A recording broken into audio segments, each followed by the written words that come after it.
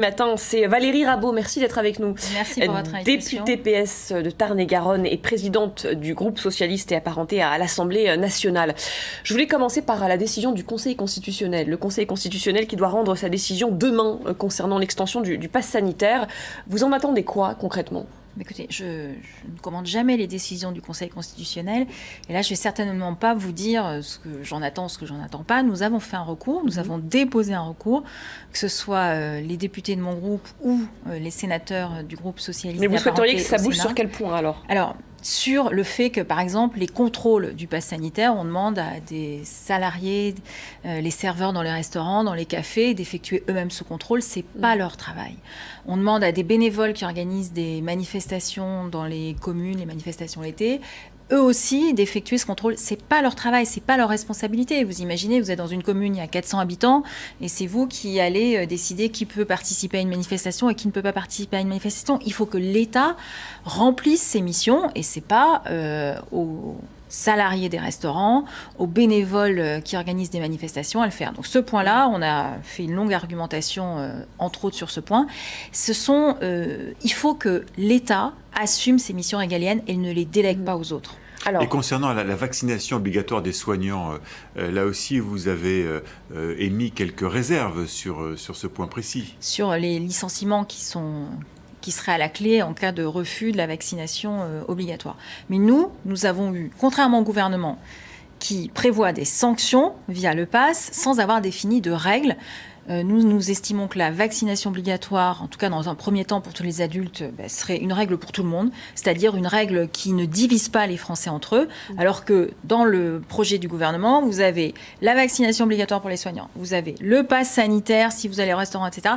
Vous êtes en train de diviser les Français et en plus, vous demandez aux autres Français de faire les contrôles sur eux-mêmes. C'est quand même quelque chose qui est un peu ahurissant et en tout cas qui ne va pas dans le sens d'une cohésion nationale dont on a besoin pour faire face à la crise. Mais vaccination obligatoire, c'est ce que vous souhaitez évidemment, mais quand vous voyez ces manifestations avec beaucoup de manifestants qui évoquent la liberté individuelle, l'absence de liberté individuelle avec le pass sanitaire, ce serait encore pire avec une vaccination obligatoire. Non, parce que c'est une règle qui s'appliquerait à tout le monde. Que vous soyez soignant, que vous ne soyez pas soignant, c'est une règle, dans le fond, qui est universelle et qui ne divise pas les Français entre eux. Là, ce que dénoncent les manifestants, c'est la contrainte, c'est l'obligation. Oui, j'entends bien, mais nous aurons une supposée dictature sanitaire. On aura toujours des personnes qui seront anti-vaccination. On est bien d'accord. Mais ce qui est sûr, c'est que l'objectif, c'est d'atteindre une immunité collective. Donc ça veut dire qu'il faut qu'il y ait 90% ou 85%, j'en sais rien, mais enfin dans ces eaux-là, de la population qui soit vaccinée.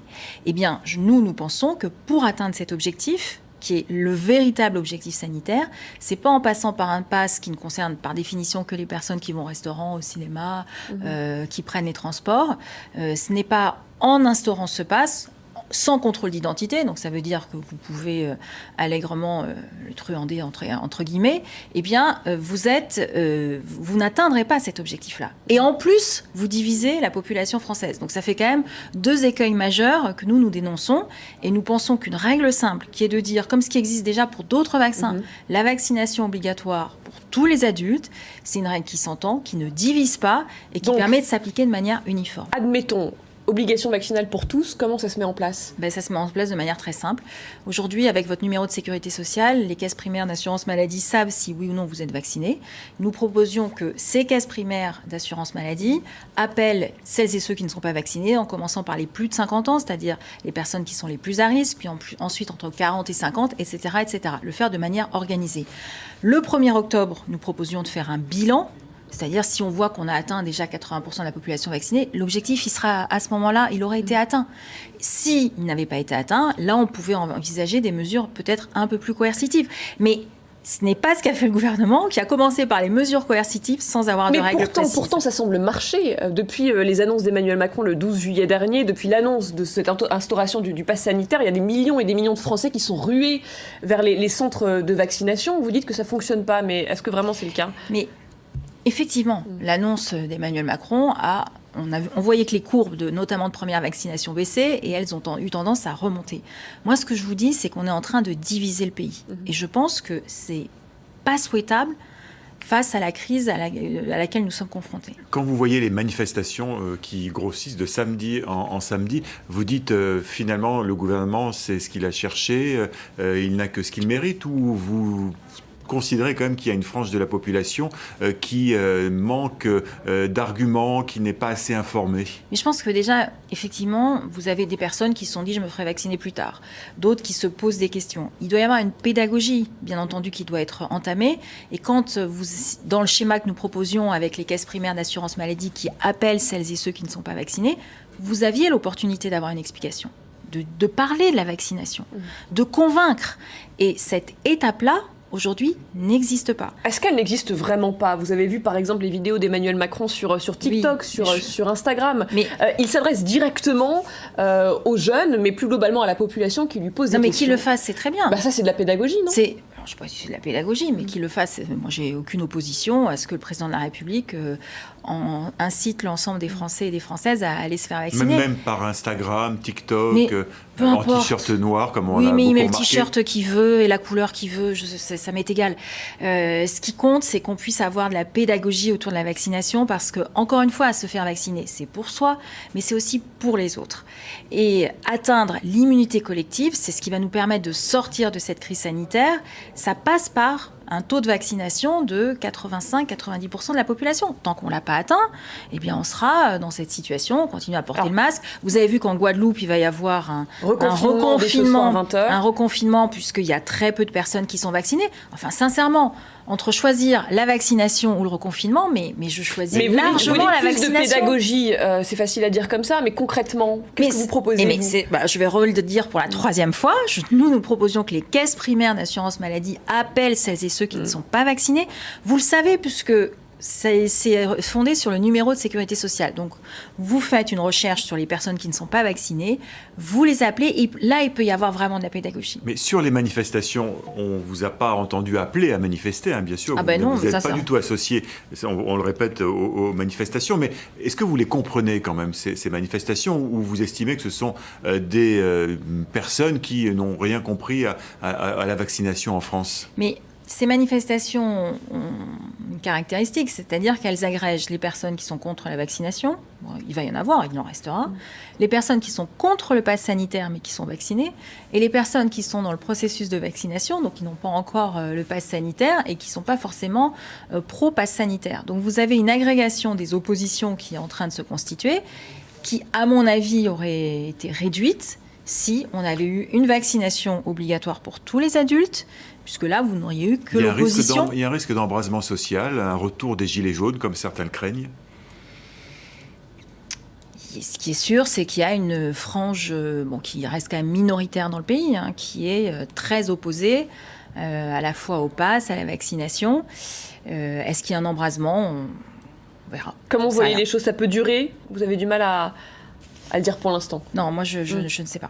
Alors en tout cas, on voit que ce pass sanitaire, il a des conséquences là, déjà sur les établissements qui doivent le mettre en place. Je pense notamment aux salles de sport, aux lieux de loisirs, les parcs d'attractions, etc., qui constatent une forte baisse de la fréquentation, qui sont très inquiets. Certains pensent qu'ils vont même peut-être devoir fermer.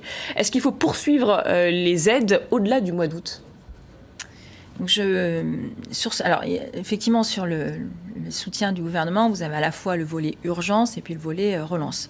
Sur le volet urgence, qui est le soutien aux restaurateurs et aux cafés, enfin toutes celles et tous ceux qui reçoivent du public, moi je pense qu'il faut que le gouvernement puisse avoir une situation très précise à fin août des baisses de chiffre d'affaires et qu'il puisse poursuivre le mécanisme. C'est ce qu'a prévu Bruno Le Maire. Il a prévu de rencontrer le 30 août les professionnels. Voilà, alors c'est très bien.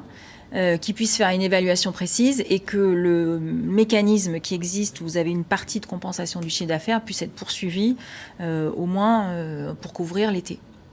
Après, c'est un peu effectivement au jour le jour selon au gré de la situation, mais il est évident que le pass sanitaire va faire baisser la fréquentation, et aussi parce que certaines personnes ne souhaitent pas, en tout cas les contrôles coûtent de l'argent aux restaurateurs, puisque vous avez censé avoir plus de personnel pour faire les contrôles, donc ça a forcément des implications financières. Mais est-ce qu'on peut aller jusqu'à creuser davantage de déficit, donc peut-être poursuivre les aides au-delà du mois d'août si les entreprises sont en difficulté, au risque de creuser davantage ce déficit? Oui, alors, de toute façon, là, on est dans une phase, tant qu'on est dans la seringue de la crise sanitaire, la partie déficit qui est déjà abyssale, si vous rajoutez quelques centaines de millions d'euros pour avoir ces aides, c'est pas ça qui va changer la situation qui est déjà très très abîmée d'un point de vue budgétaire et financier. Donc on peut poursuivre, on peut continuer le quoi qu'il en coûte.